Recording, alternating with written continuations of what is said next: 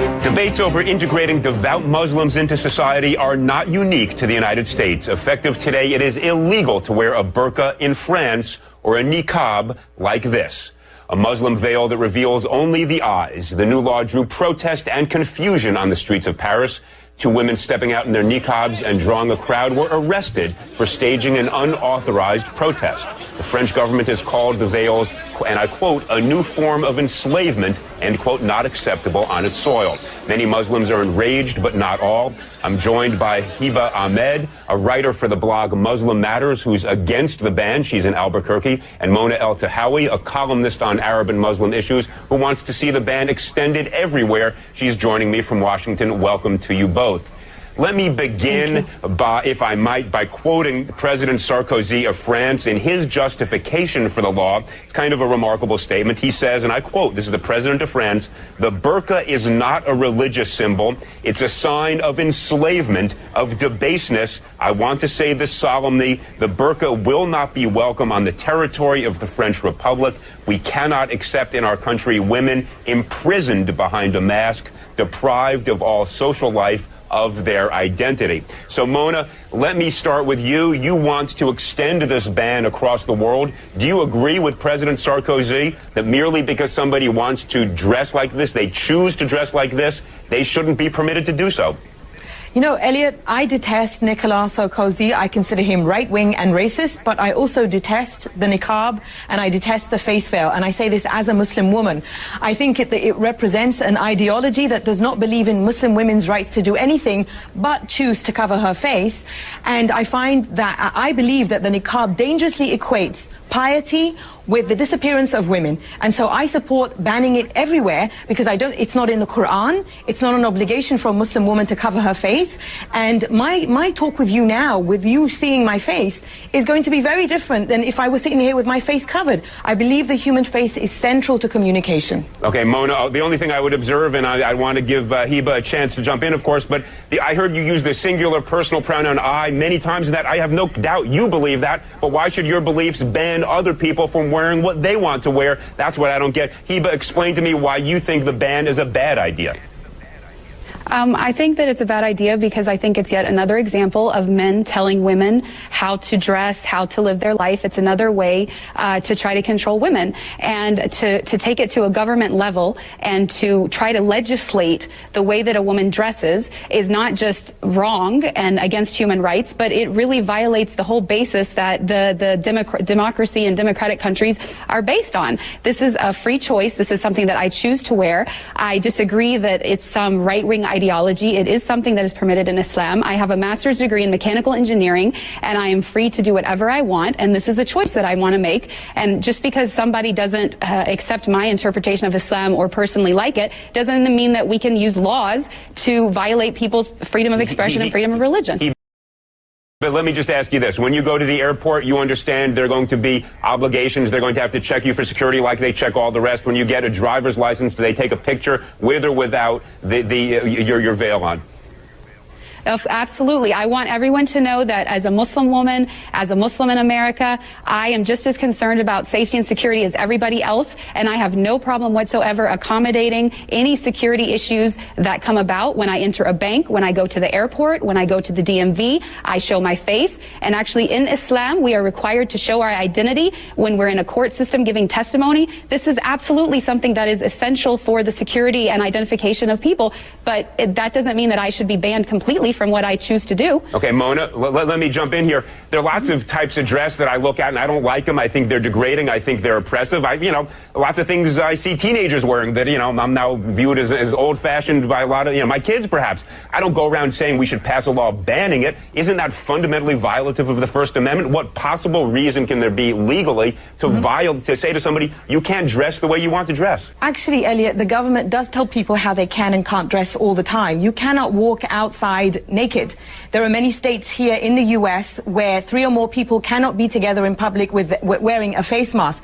So the government actually does legislate over our wardrobe, but everybody conveniently forgets that. I would like to ask Heba, you know, once I'm done talking, if she works, because we've been on media shows together where we've been on opposite ends of this argument.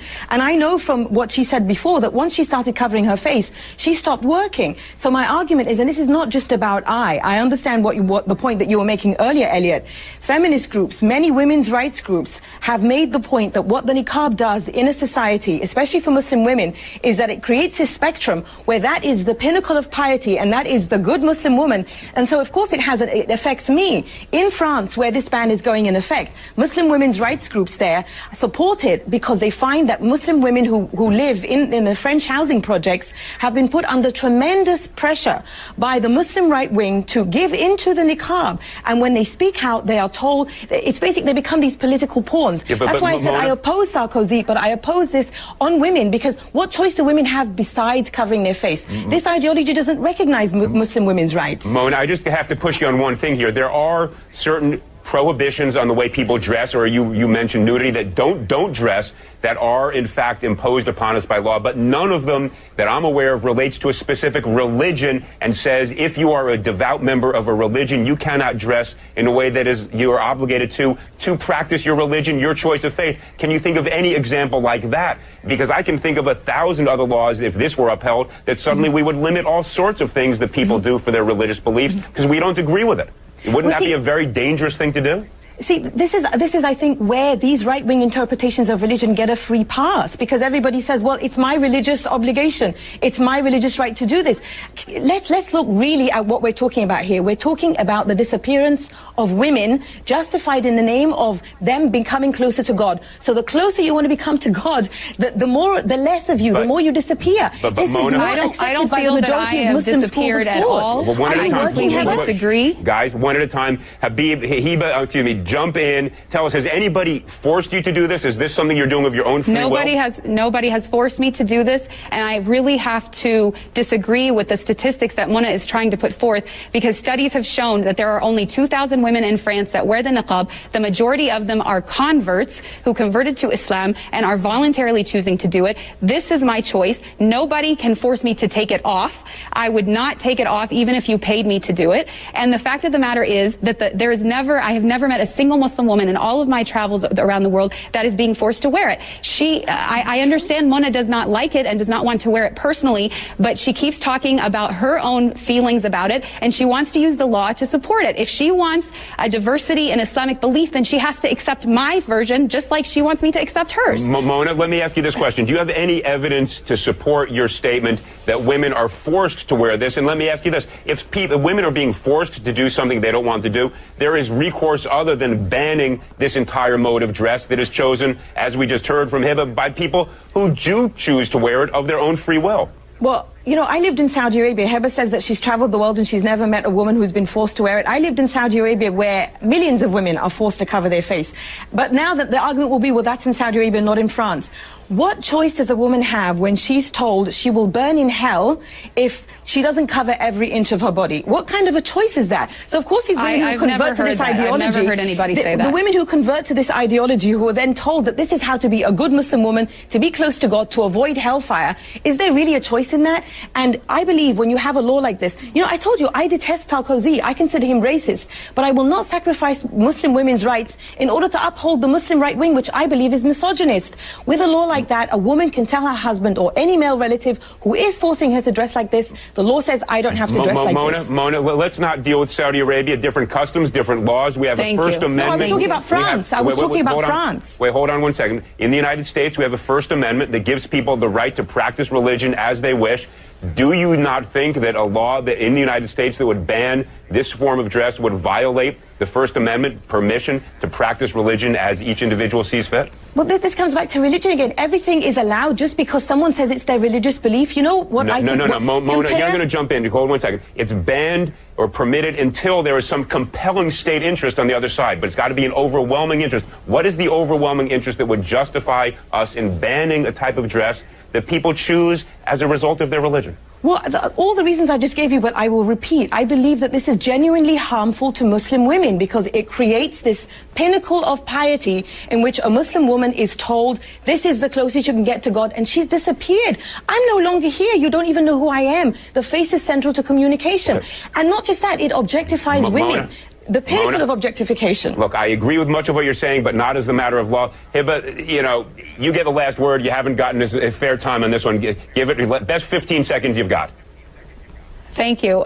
Basically, I want people to know that when I choose to cover this way, it's because I am fighting against a systematic oppression against women in which women's bodies are being sexualized and objectified. This is a different perspective and a different form of empowerment in which I think when I'm in public, my sexuality is in my control and people have to deal with my brain and who I really am and not judge me by my body. And if we want to really talk about the oppressive situation of women, let's talk about all of the eating disorders, all of the plastic surgery, all of the unhealthy diets that are being done, all in the name of having the perfect body. To me, this is liberating and this is empowering. Mona keeps saying, I believe, I believe, I believe. Well, we don't make laws based on what Mona believes or what anybody believes. All right, guys, it's based on whether or not. This is clearly not an issue we're going to resolve in the next 10 seconds. I want to thank you both, Hiba Ahmed and Mona El Tahawi, clearly a passionate and important